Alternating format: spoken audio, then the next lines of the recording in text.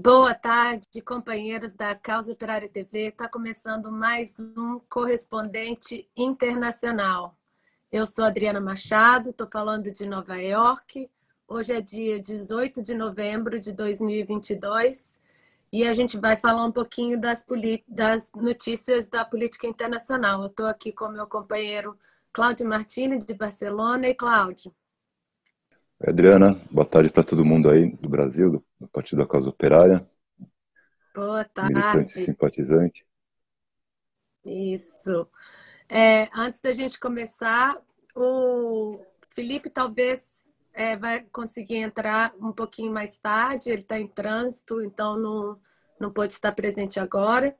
Queria lembrar todo mundo que a gente ainda está sofrendo aí a perseguição do Alexandre de Moraes, da Justiça do Brasil, que está perseguindo o PCO sem nenhum motivo.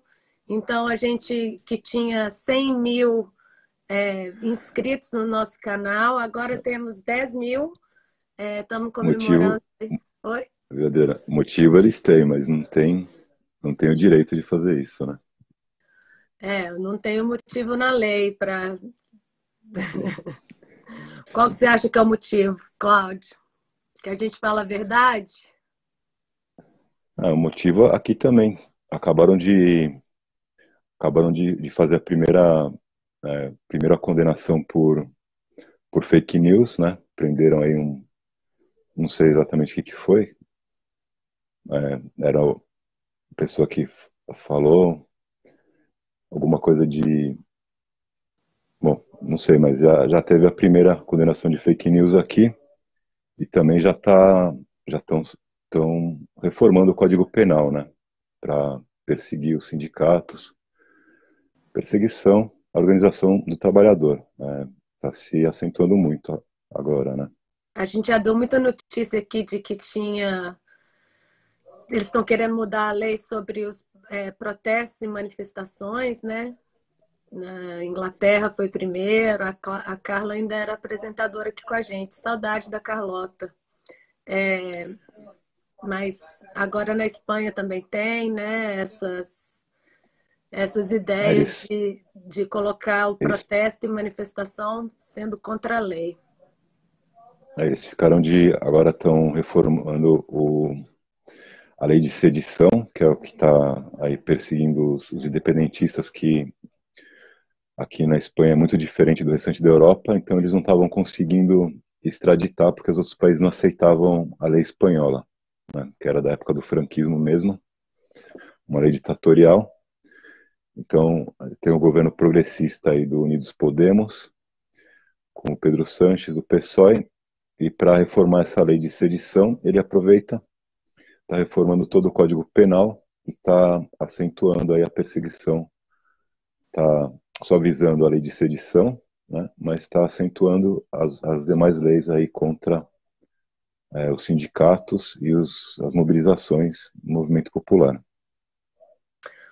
O PCO a gente não sabe exatamente o que é, o processo também tem a ver, eles falam com fake news, mas a nossa opinião é de que a gente é perseguido porque a gente fala a verdade. Então, antes da gente começar contando as É, notícias do mundo, aqui não tem ninguém que faz isso praticamente. difícil, Na né? Espanha. É, Mas antes da gente começar com as notícias, eu queria lembrar todo mundo que a gente ainda está com a campanha de solidariedade com o companheiro Neuder na luta contra o câncer. O companheiro já está em tratamento, então os 721 apoiadores já ajudaram aí a salvar a vida do companheiro. Muito obrigada a todo mundo que contribuiu. Quem ainda não contribuiu, quem puder contribuir com mais um pouquinho, o Neuder ainda tem mais sessões de quimioterapia que custam muito caro, então a gente continua com a campanha que está na Vaquinha, no site da Vaquinha. É só olhar lá, Vaquinha 3218077 é o número da campanha, então é www.vaquinha.com.br /3218077, ou então só olhar no Google Vaquinha, solidariedade com o companheiro Neuder na luta contra o câncer. Que vocês acham aí a campanha na Vaquinha? Então vamos começar. O nosso... que legal, tá aí o Pix para a campanha do Neuder. Valeu, produção. A Laísa está aqui com a gente na produção hoje. Muito obrigada por colocar aí a informação da campanha de solidariedade com o Neuder, está aí na tela. A gente vai falar hoje continuar falando das eleições nos Estados Unidos.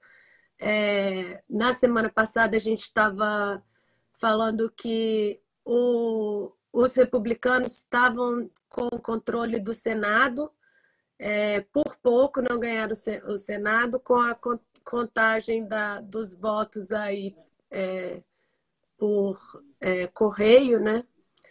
Demorou um pouco a contagem, atrasou uns dias, os democratas acabaram mantendo o controle do Senado. Mas na Câmara, os republicanos ganharam, ou seja, está muito disputado o controle da situação política aqui nos Estados Unidos, o que mostra o enfraquecimento do imperialismo, né? Eu acho que a gente pode começar aí com a foto do Trump, que anunciou que vai ser candidato nas próximas eleições. Está cedo, mas o Trump já está com tudo aí.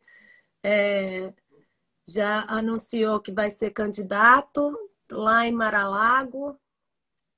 A imprensa falou que ele até que não fez muito estardalhaço, que ele estava contido, mas o Economist, o The Economist, já está...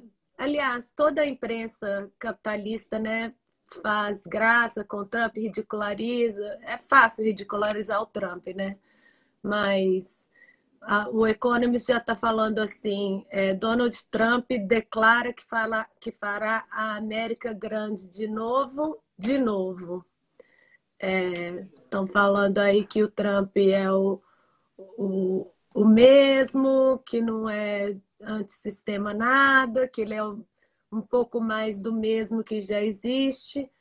A frase do Trump é que ele quer tornar a América grande e gloriosa novamente. E o trumpismo continua com força, né? Apesar da imprensa capitalista tentar falar que não, se a gente colocar aí na tela os resultados do Senado e do Congresso, a gente vai ver que está bem apertado para os democratas. O governo do Biden, que não tem popularidade nenhuma, né? O governo do Biden... Uma cadeira de diferença, Adriana? Uma cadeira? Na verdade, como os democratas têm a vice-presidente, a Kamala Harris, ela tem um voto também. Então, mesmo se tiver 50-50, igual estava até agora, eles ganhariam porque tem o voto da Kamala Harris. Então, na verdade, eles estão na frente 2 pontos. Eu não sei se aí as cadeiras, mas no Congresso, olha, esse aí é o mapa do Congresso, olha o tanto de vermelho dos republicanos. E eles têm muito mais assentos, 221 a 214. Tá realmente apertado e a imprensa capitalista falando que não existiu onda vermelha, mas existe uma força do trumpismo muito grande, né? A gente, inclusive, falou aqui na semana passada que o imperialismo está tentando elevar aí o Ron DeSantis, que é o governador republicano da Flórida, para ver se ele seria um concorrente aí com o Trump dentro do Partido Republicano para ser o candidato, mas é óbvio que o Trump tem muito poder ainda. Apesar de, por exemplo, no Arizona, a Carrie Lacey, que era a candidata do Trump, ela perdeu. Mas perdeu de tão pouco, depois de tantos dias contando votos por correio, que ela não está aceitando a votação e está falando que vai recorrer aí. Então, a maioria dos candidatos que eram apoiados pelo Trump estavam na frente, acabaram, de uma maneira ou de outra, ou pela propaganda imperialista, ou pelo voto no correio. A gente não sabe direito como que deu aí esses últimos dias de contagem dos votos, não estamos falando nada aqui a respeito do... Vamos deixar para quem estiver escutando tomar as próprias conclusões, mas os candidatos do Trump acabaram perdendo, mas é óbvio que ele tem muito poder ainda, senão o imperialismo não estava tão preocupado em fazer tanta campanha contra ele, né? Então, o Biden não consegue, mal consegue manter aí o controle político no seu próprio país. Ele está levando toda a Europa e todo mundo praticamente para uma guerra, né? O Biden mal consegue abrir o olho aberto, né? Mas essa daí que mostra, é isso. mostra um pouco como que os Estados Unidos não é só o presidente, né? É realmente um sistema muito forte de propaganda, de instituições, as instituições de inteligência, a imprensa capitalista, porque o presidente está aí, mal consegue ficar de pé e lembrar onde ele está, mas ainda conseguem, por exemplo, em torno da Ucrânia, a maioria das pessoas aqui ainda cai na conversa do imperialismo, de que a Rússia é a culpada de tudo. Então, a gente vê o poder que é, né, o sistema imperialista, que mesmo com o presidente... Nem dava para acreditar quando eles falaram que o Biden seria o candidato, mas foi o candidato, ganhou e a gente vê aí, ele mesmo depois de todas as vergonhas que ele já passou aí, continua, os Estados Unidos continuam com esse poder, né, de influenciar. A gente vai falar um pouco aqui sobre as campanhas que eles fazem de propaganda contra os países que vão contra os interesses econômicos dos Estados Unidos. Antes da gente passar para isso, eu queria agradecer o pessoal que já está aqui comentando com a gente. Ana Paula Adão, deu boa tarde, é de Ilhota, Santa Catarina. Obrigada, companheira. O Fábio Silva, de Almada, Portugal. Boa tarde, companheiro. A Beth Novi, de Viena. Muito obrigada, companheira. Ajudou a gente a fazer a pauta. Tiago Lino, Augusto Pochon Júnior. Tiago Lino mandou um super sticker, uma figurinha aqui. Muito obrigado, companheiro. A Flávia Mello também mandou uma figurinha. Continue assim. Valeu. Gabriel Teles, Arnaldo Ricardo, LC29, obrigada a todo mundo que está acompanhando. Lembra de dar um like no vídeo, distribuir, se vocês puderem, nas redes sociais. E mandar superchat e super sticker aqui para a gente, as figurinhas.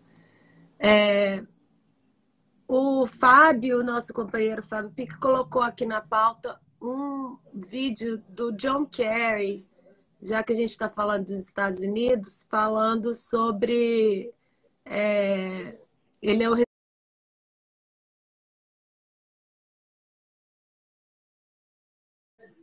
o vídeo, a produção está pedindo o vídeo, esse aqui, olha, produção, John, do Twitter, que tá aqui do Twitter. Bom, se não tiver o vídeo, não tem problema. O vídeo tem duas matérias aqui. O que ele fala é que os Estados Unidos estavam de olho no Al-Qaeda, que a Al-Qaeda estava do lado, falando da Síria, a situação de como os Estados Unidos controlam todos os outros países, inclusive os que são contra eles, né? Falando da guerra da Síria, que os Estados Unidos estavam considerando que a Al-Qaeda estava do lado dos Estados Unidos e eles fortaleceram as redes terroristas na Síria. Tem até isso.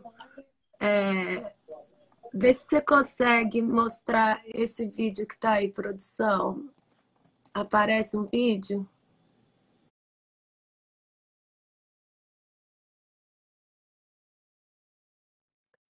Não está aparecendo o vídeo para produção. Bom, o que ele fala é isso, que os Estados Unidos controlavam as redes terroristas na Síria, eles estavam olhando o ISIS crescer na Síria e que estava tudo certo até que chegou a Rússia.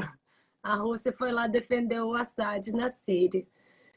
Tem uma matéria que o Aaron Mate escreveu, tem uma foto aí embaixo, que fala que a Al-Qaeda está do nosso lado, como a equipe de Obama e Biden fortaleceu as redes terroristas na Síria. E esse artigo fala que o Jake Sullivan, que era o chefe de departamento de Estado do Hillary Clinton, escreveu num e-mail em 2012, a Al-Qaeda está do nosso lado na Síria.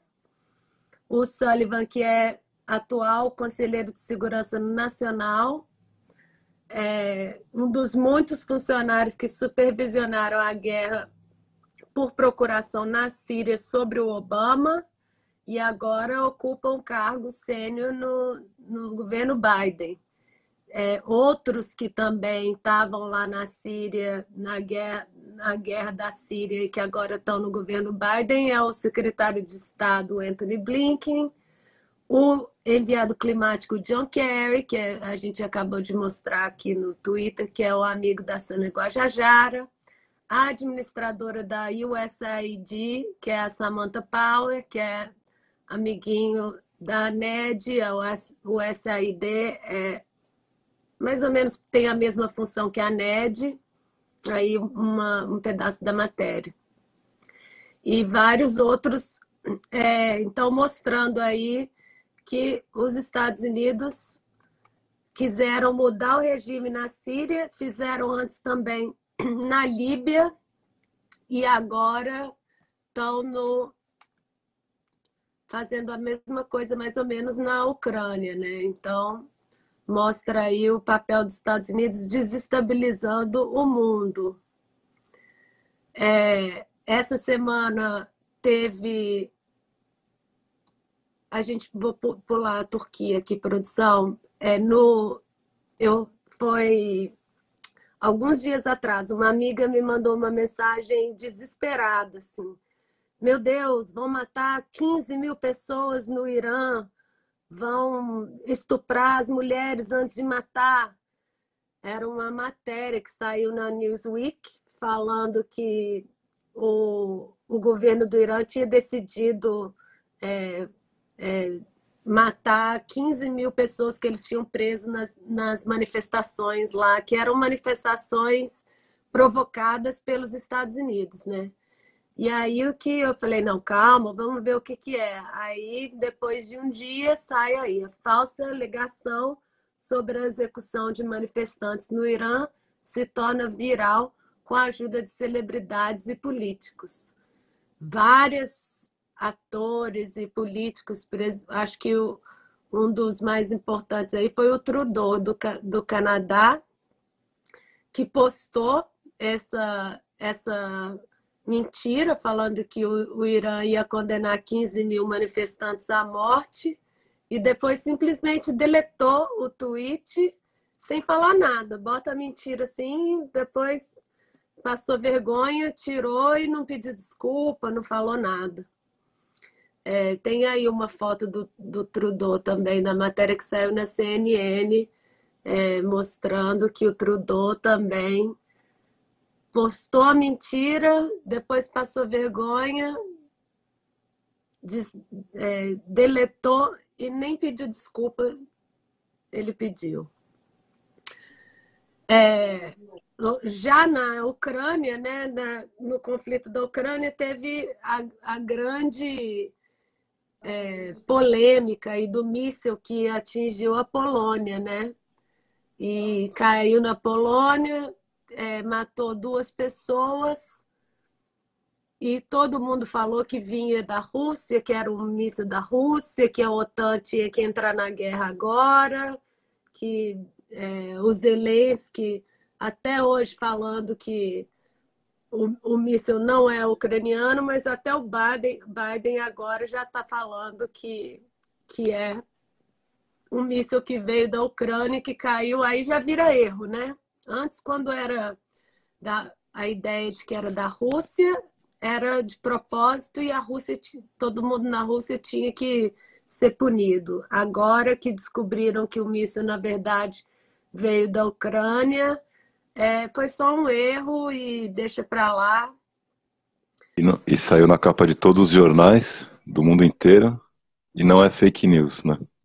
Não é fake news, ninguém está sendo preso, ninguém está sendo censurado. Aí deviam fechar todos os jornais do mundo inteiro que publicaram isso daí, né? A boa notícia é que o Bomba, nosso Felipe Bombardelli, chegou aqui, estava um pouquinho atrasado, mas chegou. Boa tarde, Felipe.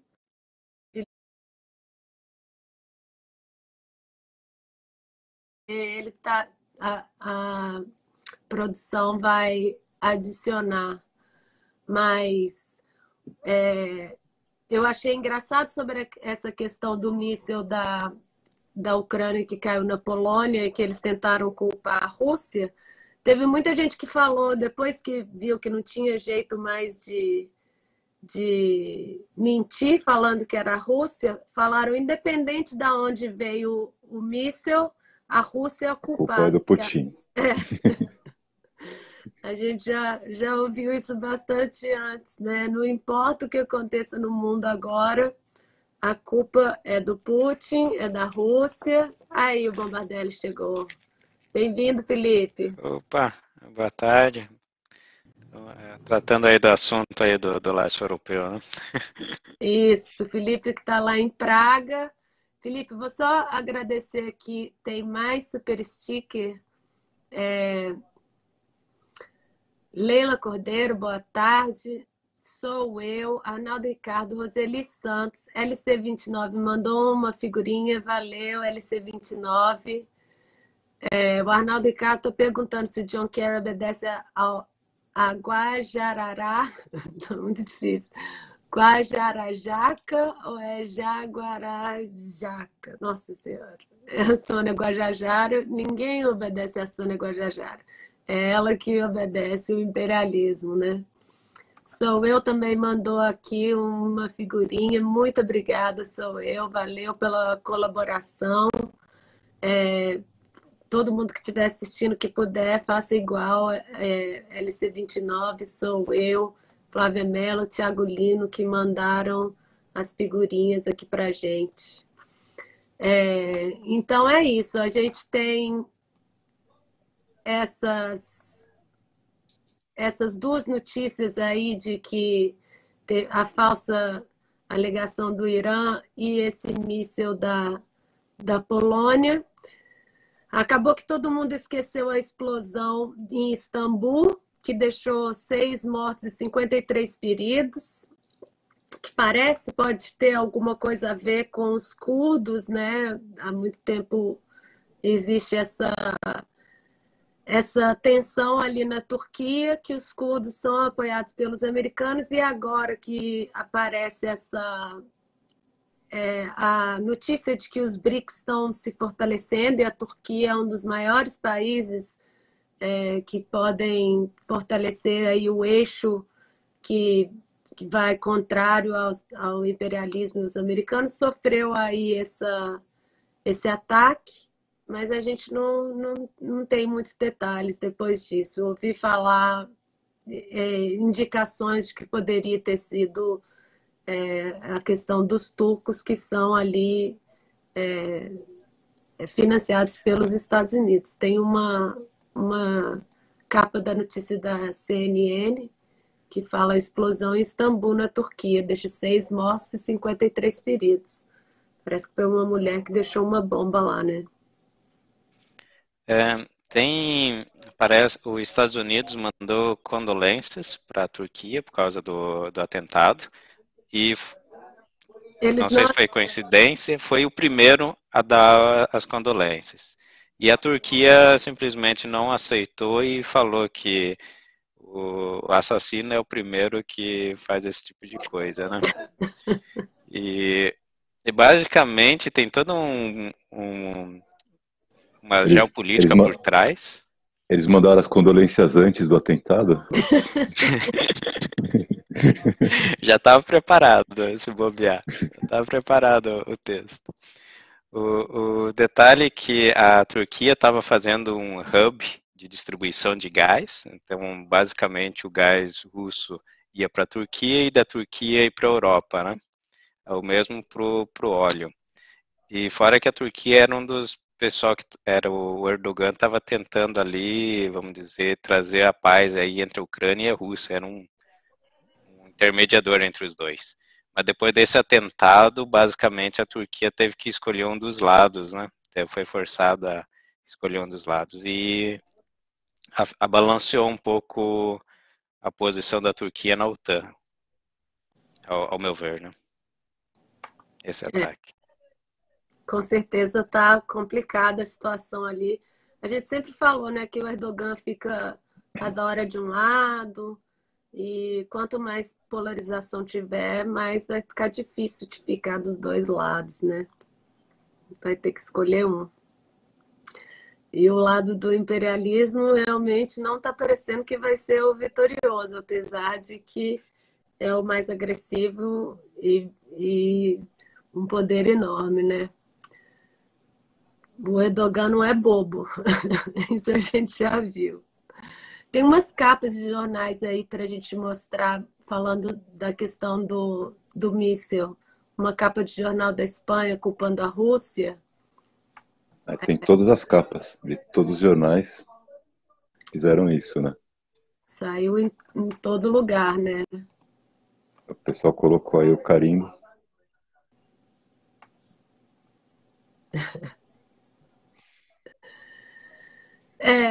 Tem um vídeo que saiu na Sputnik ontem, eu acho. Dia 17. Que fala de uma pesquisa inusitada do Serviço de Inteligência da França, que é se a gente puder escutar também, produção, é um vídeo da Sputnik que fala que uma coisa que não é muito falada publicamente, mas segundo a pesquisa dentro do Centro de Inteligência da França, os Estados Unidos são considerados a maior ameaça ali para a França, para os franceses, para a elite francesa, né? Entre eles se fala, para quem ficava se perguntando por que eles estão deixando fazer isso, existe essa discussão lá. A Escola de Guerra Econômica Francesa publicou um relato dos resultados inesperados de uma pesquisa. Ela, realizada entre funcionários da inteligência francesa, incluía a pergunta: quais 5 países estrangeiros, na sua opinião, representam maior ameaça para os interesses econômicos franceses? A pesquisa foi realizada em meados de 2022, em meio às sanções ocidentais que causaram danos enormes para as economias da União Europeia, mas que objetivavam a Rússia. O primeiro lugar, com 97%, foi ocupado pelos Estados Unidos, aliado principal da França, tendo ultrapassado a China, com 93%, e a Rússia, com 78%. Quanto a outros aliados, 81% dos respondentes consideraram como ameaça a Alemanha e 66% nomearam o Reino Unido. Christian Rabulot, o autor principal do relatório, explica o chamado estado do não dito, revelado pela pesquisa. Apesar da enorme pressão geopolítica e militar, controle da economia e política por parte dos Estados Unidos que as elites francesas enfrentam, elas evitam reconhecer e discutir esse problema na mídia. O mesmo está acontecendo em outros países da União Europeia. Os Estados Unidos usam as suas capacidades não só nos seus próprios interesses, mas também, por exemplo, para comprar empresas francesas ou suplantar a França nas vendas multibilionárias de submarinos à Austrália. Os documentos publicados pelo Wikileaks mostraram que desde pelo menos 2002, os Estados Unidos fornecem anualmente dados sobre a economia e política francesas para o Canadá, Reino Unido, Austrália e Nova Zelândia, os membros da aliança de inteligência conhecida como Cinco Olhos. Christian Rabulot descreve que a situação começou após a Segunda Guerra Mundial, quando parte das elites francesas entregou a segurança nas mãos do aliado ultramarino, procurando ajuda contra o Partido Comunista Francês. Desde então, a dependência tem se fortalecido e espalhado para outras esferas, e hoje em dia, até nas eleições francesas, os Estados Unidos infiltram seus espiões em quase cada campanha eleitoral, sem qualquer resistência. E no estado do não dito, muitos funcionários entendem a situação, mas não conseguem falar dela no espaço público.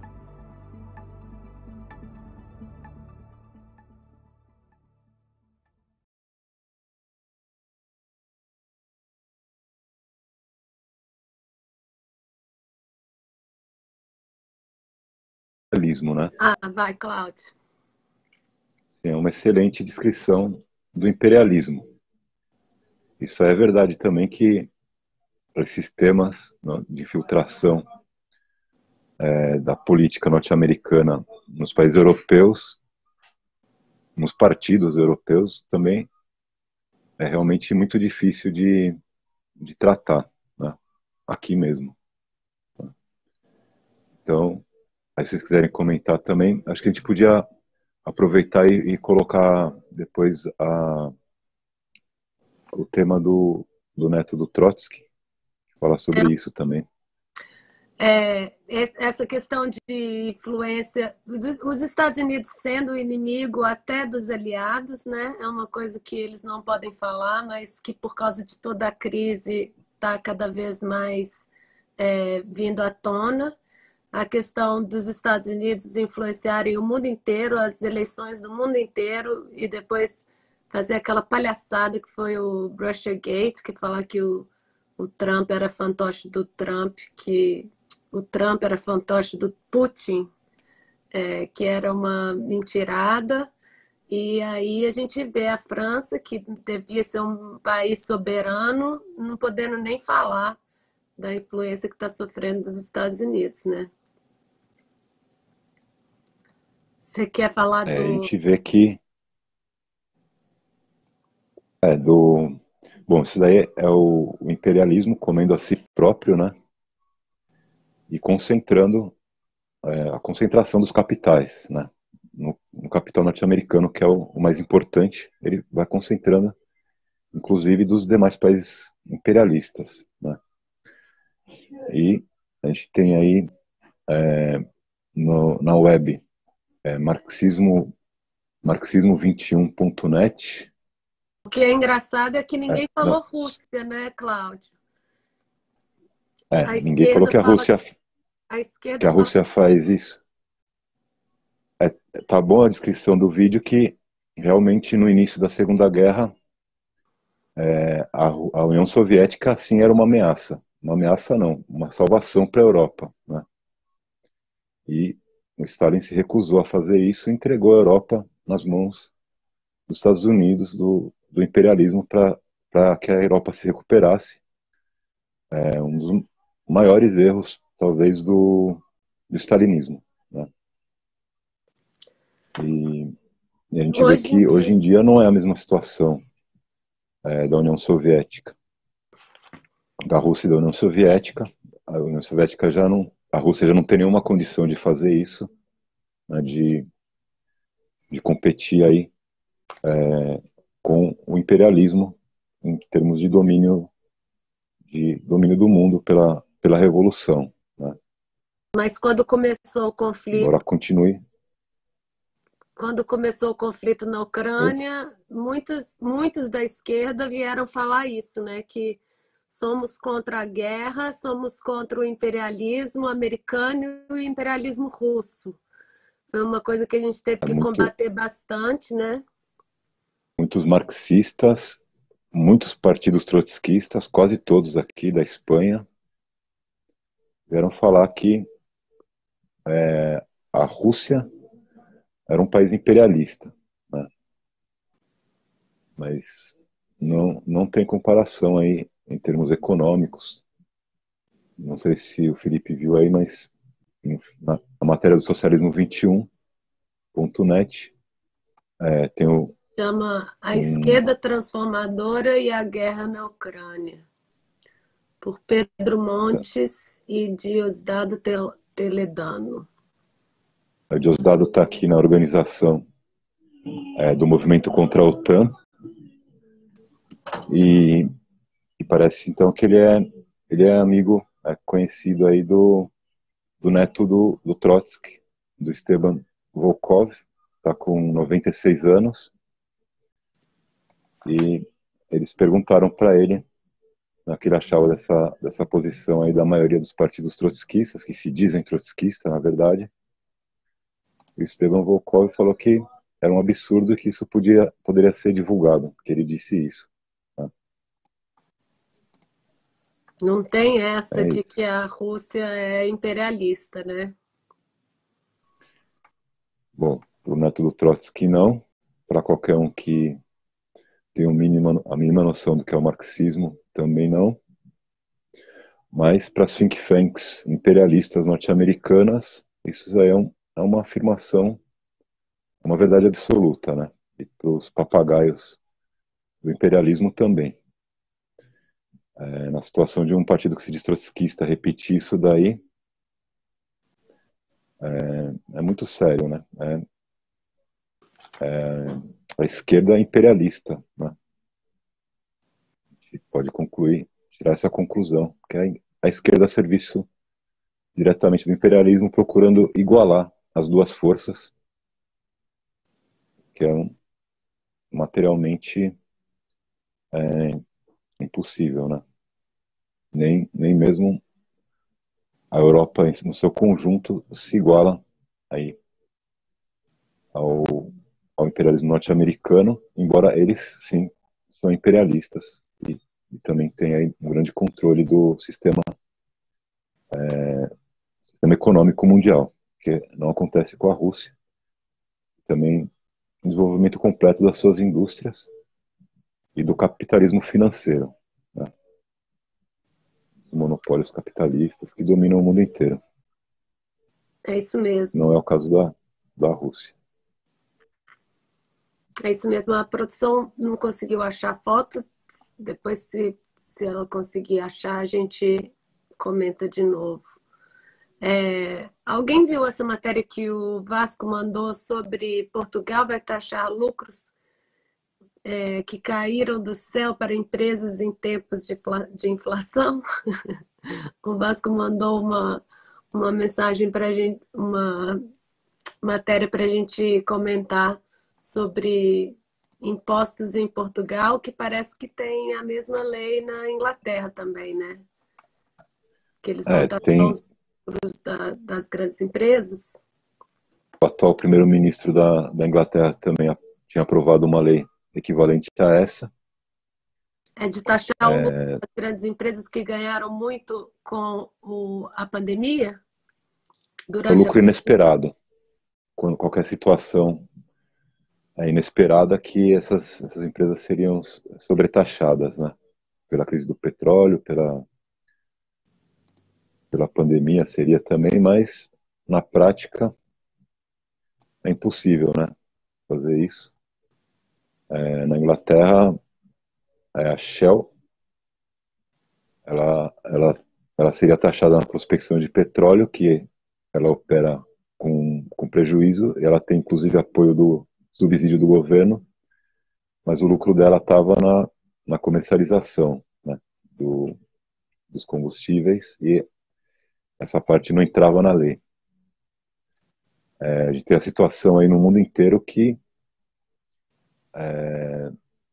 na verdade, o lucro das empresas que são cotadas na bolsa, das empresas não, dos acionistas, né, dos conglomerados que fazem esses investimentos, os governos, seja da Europa, seja dos Estados Unidos, não tem nenhum controle, né, sobre esse, não é controlado pelo governo. São empresas privadas que fazem o controle aí desses recursos. O Rafael está aqui com a gente, falando... Aí está a matéria que o Cláudio comentou do neto do Trotsky. Para quem quiser ler, ele explica o que a gente já vem explicando aqui, que esse negócio de a Rússia imperialista não existe. O Rafael está falando, mais de 200 sanções, acabou a guerra, 8 meses, só fogo. TP, PCB, UP e PSTU chamaram a Rússia de imperialista. Depois essa galera vai falar que não podemos confundir a violência do oprimido com a do opressor. É a mensagem do TP aí. Rei da Oi? Não, pode falar, depois eu queria fazer mais um comentário aí sobre a matéria. Tá, não, o Rei da Coerência falando que só contou 3 partidos trotskistas que apoiaram o Putin, PCO, o Workers' Socialist Party da Índia e o Workers' Revolutionary Party do Reino Unido. Contou muito, hein? A gente não viu isso tudo, não. Pode comentar, Cláudio. Arthur Freitas está aqui também. Boa tarde. Então, o Diosdado aí, um dos que escreveram o artigo, ele não apoia abertamente a Rússia. Não apoia abertamente, mas pessoalmente sim. Então, eles não assumem a mesma posição aí do PCO, de apoio incondicional à Rússia no conflito da Ucrânia, mas pessoalmente sim, mas não publicamente. Né? Tem, né? Tem uns 2 grupos que sim, são bem pequenos, 2 grupos que sim apoiam a Frente Anti-Imperialista Internacionalista, que apoia francamente a posição da Rússia. E você tem umas notícias sobre as greves e manifestações aí na Espanha, Cláudio? Amanhã a gente vai fazer uma mobilização na frente do Banco da Espanha. Esse pessoal aí, que é o Diosdado mesmo, ele é também ele é também pensionista, né? Tem a idade bem avançada, não sei exatamente a idade dele. Ele que escreveu a matéria, é um dos que escreveu a matéria e é amigo do neto do Trotsky. Isso.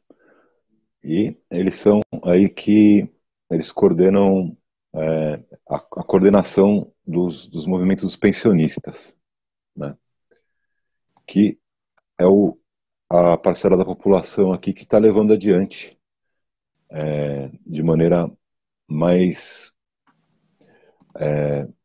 forte, né, mais coerente, praticamente são eles mesmos que estão levando adiante a luta política. Eles estão na linha de frente da luta política desde 2008, né, eles conseguiram aí romper com a paralisia dos sindicatos. Os sindicatos aí permanecem aí jogando contra as greves, né, e também a desestruturação da mobilização popular que se deu depois do movimento 15M, né, e da conformação do Podemos. Eles conseguiram passar por cima disso. Também o independentismo dividiu muito, né, as diferentes regiões do país, mas os aposentados, desde 2008, eles conseguem fazer uma grande mobilização unitária e continuada no tempo né, exigindo aí a sua reposição da inflação, né, e um aumento das pensões, que também são muito baixas aqui na Espanha para a maioria dos aposentados, né. Esse ano eles resolveram incorporar um programa amplo de defesa de todos os direitos dos trabalhadores que nenhum partido político leva adiante aqui na Espanha e provavelmente em toda a Europa, né? A gente não tem aí um partido político na Europa que tem um programa de defesa, um programa amplo de defesa dos direitos dos trabalhadores, né? Então eles estão levando isso aí adiante, estão também unificando os diferentes movimentos sociais, porque uma das consequências do 15M é que esse movimento aí que foi aí muito influenciado pelo Jorge Soros, pela NED, uma das consequências desse movimento foi dividir, né, cada movimento na sua questão. Tem um de moradia separado, o movimento das mulheres, cada um em um movimento o movimento sindical de um lado, então cada movimento separado um do outro, atuando de forma isolada, né? E agora o movimento dos pensionistas, além de conseguir reunificar todos os pensionistas, também está conseguindo reunificar os diversos movimentos sociais, e está levando aí para os partidos políticos um programa de defesa dos interesses dos trabalhadores, e esses partidos estão sendo obrigados a recusar esse programa, né? E o Podemos também, aqui em Madrid, recentemente fizeram uma greve, uma greve da saúde, da sanidade que se fala aqui, né? Da saúde em Madrid.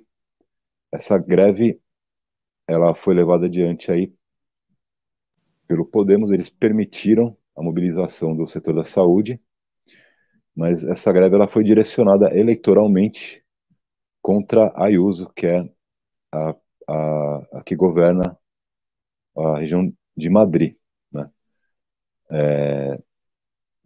Contra a privatização da saúde e toda a situação aí dos médicos, a precarização dos salários e de todo o sistema de saúde, mas como se a Ayuso fosse a única que tivesse levando adiante essa situação, que é generalizada em todo o Estado, né? Então eles focaram aí eleitoralmente na Ayuso, mas isso daí corresponde a todo o Estado e também pela crise do Covid, que não houve atendimento, capacidade nenhuma de atendimento. Os próprios aposentados foram abandonados nas residências de maior, nos asilos, e morreram sem nenhuma assistência e proibidos de serem levados para os hospitais, né? É uma Então loucura foi é, uma grande mobilização, mas a gente vê a diferença desses movimentos, né, quando tem uma perspectiva eleitoral e, e esse que os pensionistas estão levando adiante, né? E a gente posiciona aí a juventude daqui que realmente não está totalmente desmoralizada, né? Porque eles acreditaram muito aí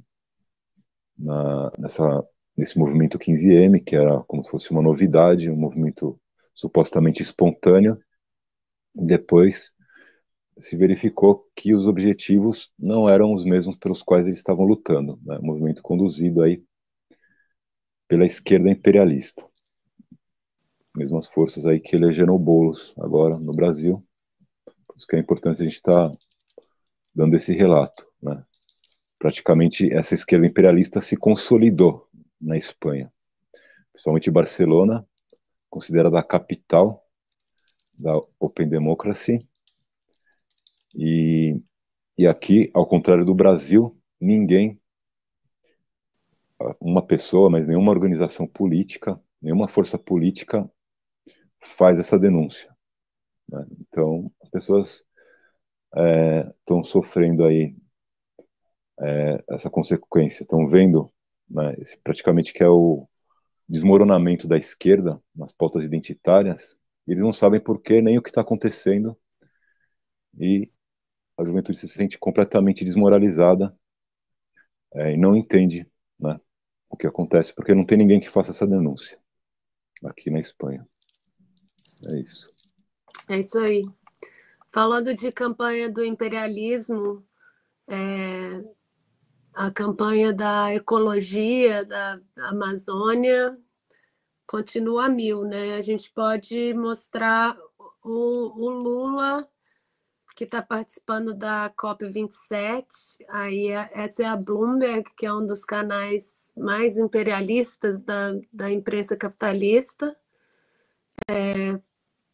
falando que o Lula é vanguarda e que teve uma parte da postagem que fala que ele está garantindo que não vai ter exploração na Amazônia. Já estão colocando palavras na boca do Lula, mas o Lula está bem firme, falando que o Brasil é soberano, né?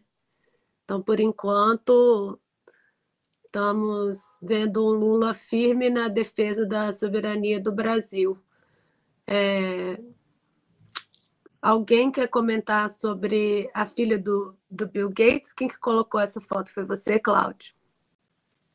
Essa Sofia, que aparece aí na foto. Peraí, que ainda não pegou a foto, mas vai aparecer. É o que mostra um pouco o que você estava falando, né? Como que o imperialismo pega essas pautas aí.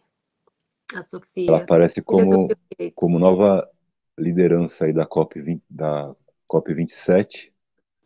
Né? Ela fala que com 20 anos ela já tem uma posição de poder. Então, conselho nas Nações Unidas, né? Representante das Nações Unidas na COP27, muito bonita.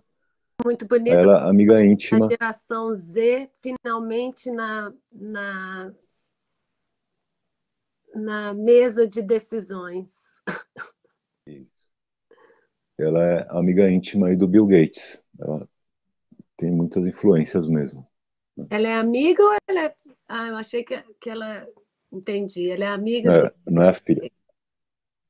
É amiga da filha do Bill Gates. Amiga da filha do Bill Gates, entendi. É o novo conselho da ONU. E aí tem a notícia do Gustavo Petro. O Gustavo Petro trouxe os helicópteros americanos, né, os Black Hawks para a Amazônia, falando que era para apagar fogo. Apagar incêndio.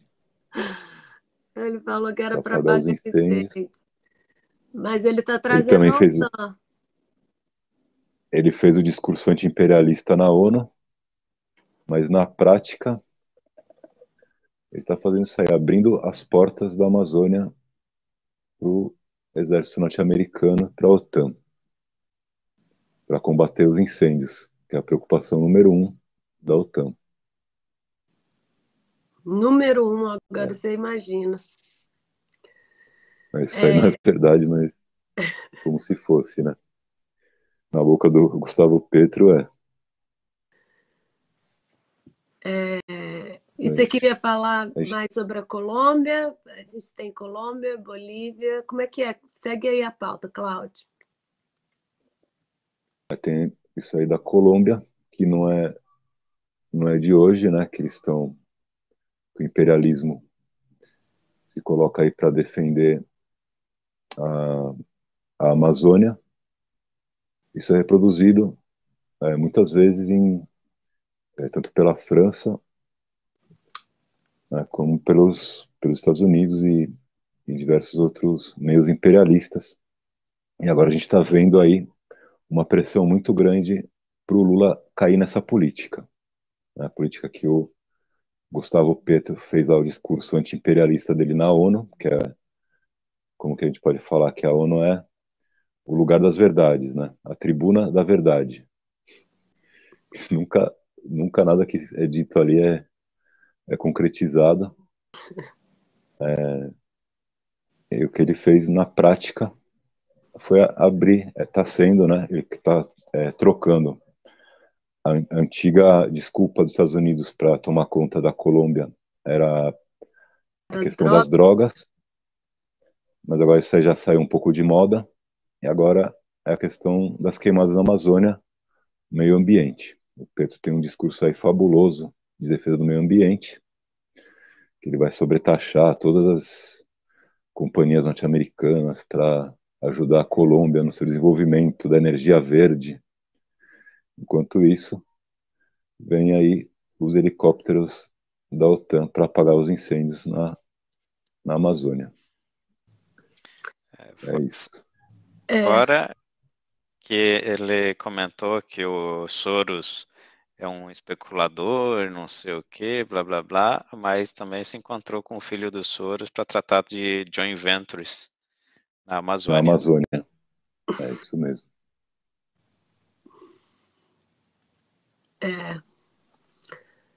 Aquela Chai Suruí, que é uma indígena que esteve aqui em Nova York, que fez um discurso na COP26. O pai dela é um cacique lá na Amazônia que também fez um acordo com o Google, que eles iam monitorar a Amazônia com drones do Google. Né? Você imagina, né? Para quem que está controlando com drones do Google, helicópteros da OTAN, assim não tem soberania, né? Tem que ser um outro sistema aí para defender a Amazônia, tem que ser os países da Amazônia juntos, e sem imperialismo, e sem tecnologia, helicópteros, armas e drones do imperialismo. Isso aí não vai ajudar a gente, não. Mas você queria falar, a gente tem poucos minutos, Cláudio, você queria falar mais dos países da América Latina, né?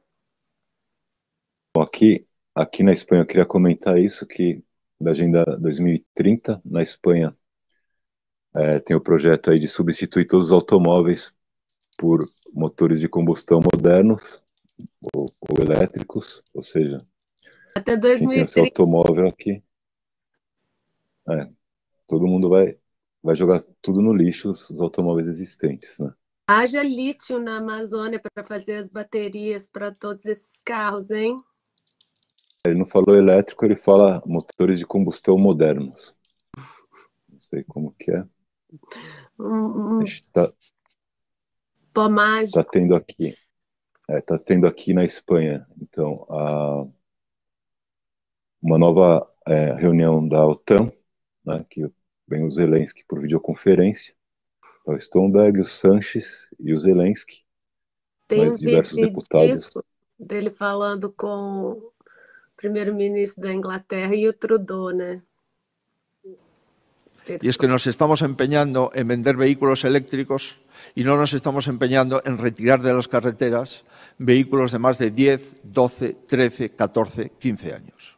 Eso sí que emiten y eso sí que debemos de retirarlos de la carretera de forma inmediata para hacer la transición de forma ordenada y sacar los motores de combustión viejos por motores de combustión nuevos y a ir poco a poco transitando hacia las emisiones cero.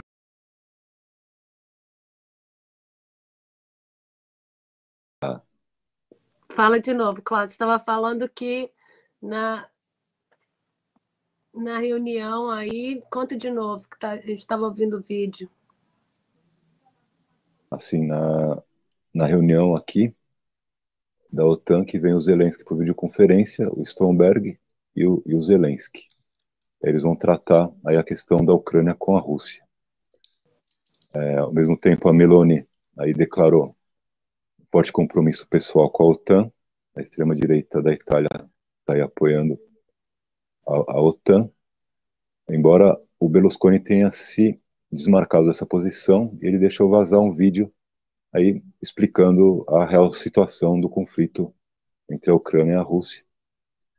Dizem que ele resolveu aí salvar a carreira dele, que estava no buraco. Ele aproveitou a situação que ninguém na imprensa italiana é permitido sequer de falar sobre isso. Ele fez aí o porta-voz, né, da verdade, que de qualquer maneira vai acabar chegando para a população italiana. Ele falou que não é bem assim, que a Rússia foi provocada, né? Discurso oposto ao discurso aí estabelecido. Aí tem a foto da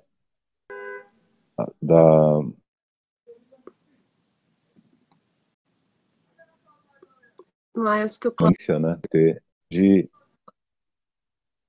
fato de Peraí, Cláudio, você tinha avisado, fala de novo. Amanhã aqui em Madrid vai ter um ato de uma frente contra a OTAN. Então, uma frente nacional aí de oposição à OTAN. Tem a foto aí, tem uma série de palestras. Parece que teve movimento contra a OTAN o ano inteiro, né, Cláudio? Aí. Porque tá sendo aqui, tá sediando, a Espanha está sediando os encontros da OTAN, e tem as bases da OTAN aqui que não foram democraticamente estabelecidas, né? Foi todo um golpe político, e agora a gente está também sofrendo aí, sendo obrigado a pagar, a custear um aumento gigantesco do orçamento militar, né? Vai chegar a 2% do PIB, talvez até mais do que isso, um aumento de 25% do gasto militar, e para os gastos sociais não existe recurso nenhum, né? Então essa é a situação em toda a Europa, na verdade. No Reino Unido, o PIB caiu 1,4% também. A situação começando Reino Unido, pelo menos eles não tem, acho que não tem base da OTAN no Reino Unido, né? Não sei. Aqui tem duas. A gente pode ir para a questão da Bolívia. Então vamos falar rapidinho dos países da América Latina para a gente terminar, que o nosso horário já acabou, já estamos pertinho. Vai lá. Tem questão aí no Uruguai. Tá tendo o Felipe que pôs essa do Uruguai. Eu acho que esse vídeo é um pouco longo. Tá. Tem o vídeo aí da Bolívia, que a gente fez a manifestação aqui em Barcelona. A gente passou do Uruguai ano que vem, e se a produção puder achar aí o da Bolívia, a gente passa o da Bolívia. A produção vai achar, você pode ir falando, Cláudio. Então, quando a gente foi fazer essa mobilização aí em defesa da Bolívia, foi um pouco de emergência, né? Mas estava lá os bolsonaristas. Tinha uma manifestação bolsonarista bem grande, umas 50 pessoas. A gente chegou lá com a bandeira do PCO.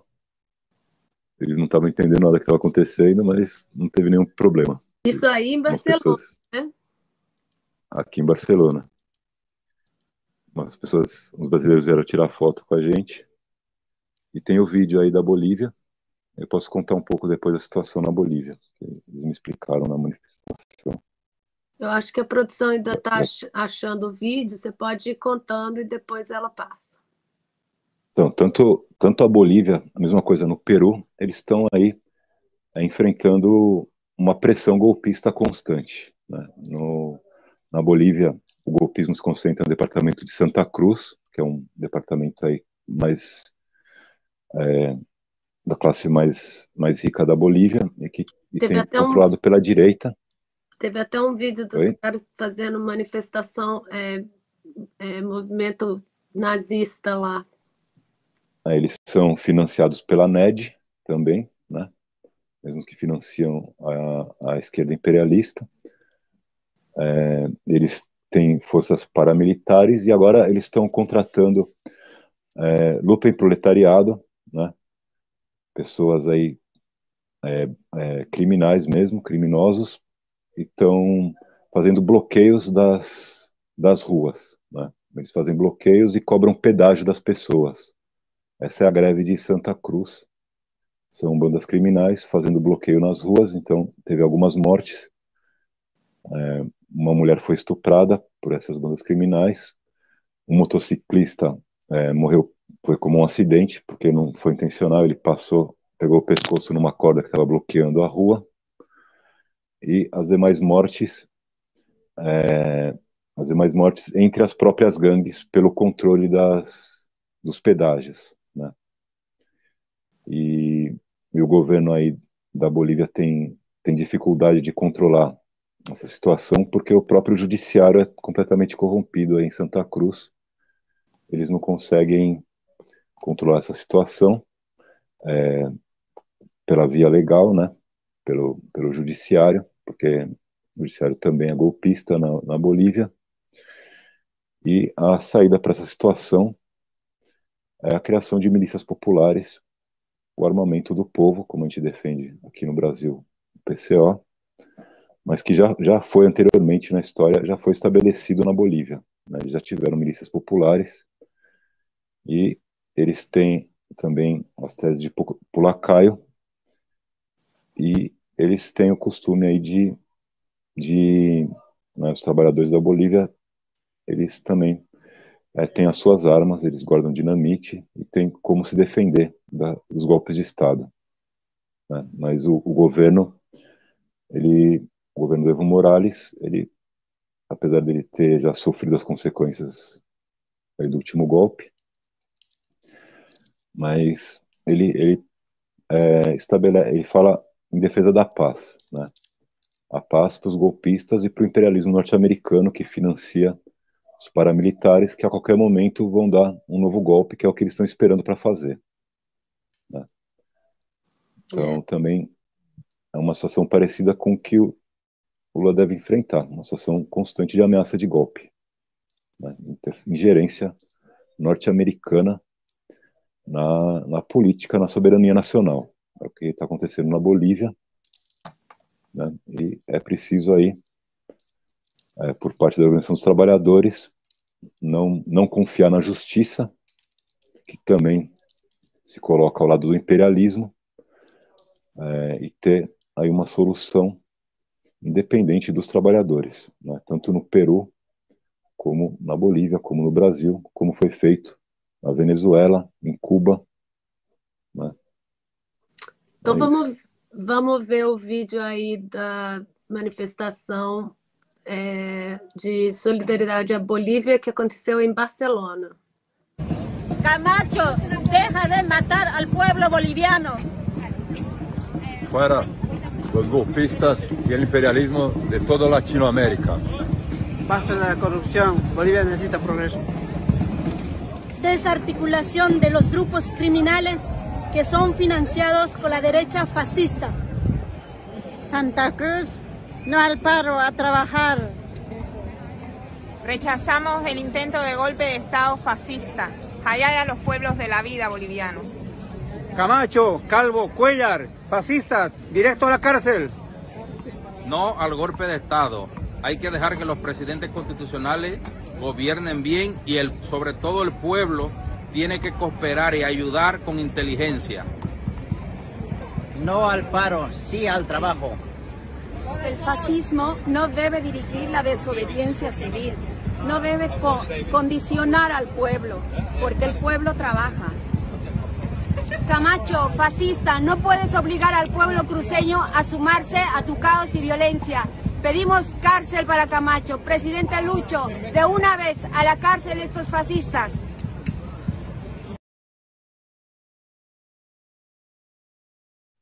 É isso aí, muito bem, Cláudio. Mais algum comentário sobre o vídeo, sobre a situação? Vai ter aí novas mobilizações, né? E a gente leva aí para o coletivo boliviano aqui em Barcelona, que é muito grande, né? Esses aí são a pessoa mais da direção, mas o coletivo é realmente grande aqui. E a gente leva para eles